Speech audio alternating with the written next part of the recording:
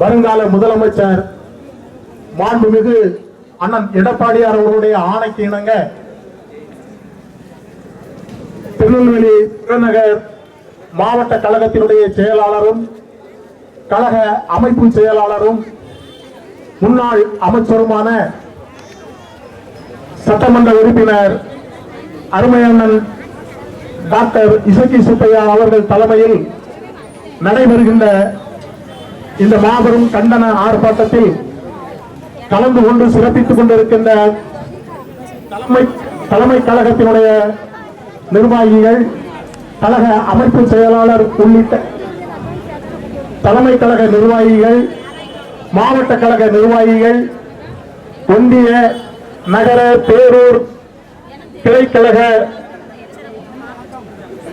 செயலாளர்கள் மற்றும் நிர்வாகிகள், வருகை சிறப்பித்துக் கொண்டிருக்கின்ற மகளிர் அணியைச் சேர்ந்த நிர்வாகிகள், கழக முன்னோடிகள் மற்றும்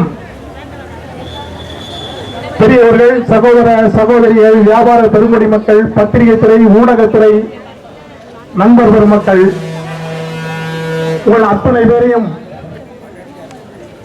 நன்றியோடு வணங்கி இந்த கண்டன ஆர்ப்பாட்டத்தில் மாவட்ட கழகம் மிக சிறப்பாக ஏற்பாடு செய்திருப்பதை ஒருமுறை நன்றி கூறி ஒரு சில கருத்துக்களை கூற விரும்புகின்றேன். கழக பொதுச் செயலாளர், இன்றைய சட்டமன்ற எதிர்கட்சியினுடைய தலைவர் அருமையண்ணன் எடப்பாடியார் அவர்கள் 4.5 ஆண்டு காலம் தமிழகத்தினுடைய முதலமைச்சராக வீட்டிருந்தார்கள். அப்பொழுது உலகத்தையே உருக்கிக் கொண்டிருந்த திரட்டி போட்ட கொரோனா என்கின்ற மிகப்பெரிய கொடிய நோய் தமிழகத்தையும் படாதபாடுபடுத்தி நிதிநிலையையும் மோசமான சூழ்நிலைக்கு கொண்டு சென்ற காலத்திலும் கூட மாண்புமிகு அண்ணன் எடப்பாடியார் அவர்கள் 4.5 ஆண்டு காலம் முதலமைச்சராக வீட்டிருந்த காலகட்டத்தில் ஒரு நேரம் கூட மின் கட்டணத்தை உயர்த்தவில்லை என்பதை இந்த நேரத்திலே பெருமையோடு சுட்டிக்காட்ட கடமைப்பட்டு இருக்கின்றேன்.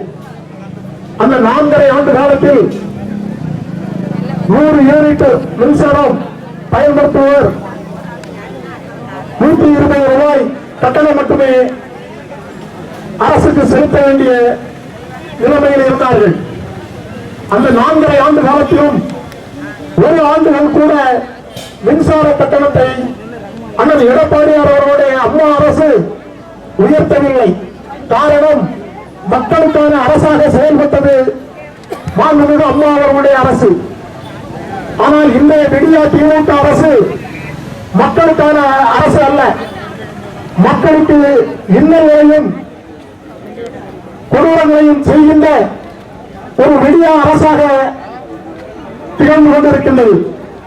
காரணம், இன்றைய தினம் நீங்கள் 500 யூனிட் மின்சாரம் உபயோகப்படுத்த வேண்டும் என்று சொன்னால் அதற்கான கட்டணம் 1330 ரூபாயாக அரசு நிர்ணயித்திருக்கின்றது. ஆனால் 501 கட்டணம் 501 யூனிட் கூடுதலாக 1 யூனிட் மின்சாரத்தை நீங்கள் பயன்படுத்தினால் அரசுக்கு நாம் செலுத்த வேண்டிய தொகை 2147 ரூபாய். அதாவது 500 யூனிட் கட்டணத்திற்கு 1330 ரூபாய் செலுத்துகின்ற நமது மக்கள் 501 என்கின்ற 1 யூனிட் மின்சாரம் நாம் அதிகமாக பயன்படுத்திவிட்டால் நாம் செலுத்த வேண்டிய தொகை 2147 ரூபாய். அந்த அடிப்படையில் அதிகமாக 1 யூனிட் மின்சாரத்திற்கு இந்த விடியா திமுக அரசு வசூலிக்கின்ற பணம் 797 ரூபாய். கிட்டத்தட்ட 1 யூனிட் கூடுதல் மின்சாரம் பயன்படுத்தினால் கிட்டத்தட்ட 800 ரூபாய், 797 ரூபாய் இந்த அரசு வஞ்சகமாக மக்களிடமிருந்து சுரண்டுகிறது. இதை நான் ஏன் குறிப்பிட கடமைப்பட்டிருக்கிறேன் என்று சொன்னால், பொய்யான வாக்குறுதிகளை சுமார் 500க்கும் மேற்பட்ட பொய்யான வாக்குறுதிகளை தந்து விடியா திமுக அரசு இன்றைக்கு ஆட்சி நேரத்திலே அமர்ந்திருக்கின்றது. அந்த பொய்யான வாக்குறுதிகளில் ஒன்று ஒரு மாதத்திற்கு ஒரு முறை மின்சார கட்டணத்தை கணக்கீடு செய்து உங்களிடம் மின் கட்டணம் வசூலிக்கப்படும் என்று சொல்லியிருந்தார்கள். ஆனால் இந்த விடியா திமுக அரசு பொறுப்பேற்று வீணா போன 3 ஆண்டு காலம் ஆன பிறகும் இன்றைய தினம் 3 முறை ஆண்டுக்கு ஒரு முறை மின்சார கட்டணத்தை உயர்த்தி இருக்கின்றார்களே தவிர மின் கட்டணத்தை குறைப்பதற்கான வழியில் அவர்கள் செயல்படவில்லை. எனவேதான் மாண்புமிகு அண்ணன் புரட்சி தமிழர் அண்ணன் எடப்பாடியார் அவர்கள் தமிழகம் முழுவதும் தமிழக மக்களின் நலனை கருத்தில் கொண்டு இன்றைய தினம் ஆர்ப்பாட்டங்களை நடத்திக் கொண்டிருக்கின்றார்கள். இதுபோல 500 ரூபாய் 500 யூனிட் மின்சாரம் 1330 ரூபாய் என்று சொன்னால் நீங்கள் 1000 யூனிட் மின்சாரத்தை பயன்படுத்தினால் அதற்காக நாம் கொடுக்க வேண்டிய விலை, முறையாக கொடுக்க வேண்டிய கட்டணம் 1330 2660 ரூபாய் மட்டுமே. ஆனால் விடியா திமுக அரசு தமிழக மக்களிடமிருந்து எப்படி கொள்ளையடிக்கிறது என்பதை சற்று யோசித்து பாருங்கள். எப்படியெல்லாம் கொள்ளையடிக்கிறார்கள் என்று சொன்னால், நீங்கள் 1000 யூனிட் மின்சாரத்தை பயன்படுத்துவீர்கள் என்று சொன்னால் அரசு வசூலிக்கின்ற கட்டணம் எவ்வளவு தெரியுமா? 2660 ரூபாய்க்கு பதிலாக 5420 ரூபாய் கட்டணத்தை உங்களிடமிருந்து புடுங்கிக் கொள்கின்றது இந்த அரசு. எனவேதான் உங்களுக்கு மிகப்பெரிய அளவில் பாதிப்புகளை ஏற்படுத்தி இருக்கிறது என்பதை நன்கு உணர்ந்த அனைத்து இந்திய அண்ணா திராவிட முன்னேற்ற கழகத்தினுடைய பொதுச் செயலாளர் 4.5 ஆண்டு காலம் இந்த நாட்டு மக்களுக்கு நல்லாட்சி தந்த நாயகன் புரட்சி தலைவர் அண்ணன் எடப்பாடியார் அவர்கள் தமிழக மக்கள் மேல் அத்தனையும் அன்பும் கொண்டிருந்த காரணத்தினால் இன்றைய தினம் தமிழகம் முழுவதும் இந்த ஆர்ப்பாட்டத்தை நடத்திக் கொண்டிருக்கின்றார்கள்.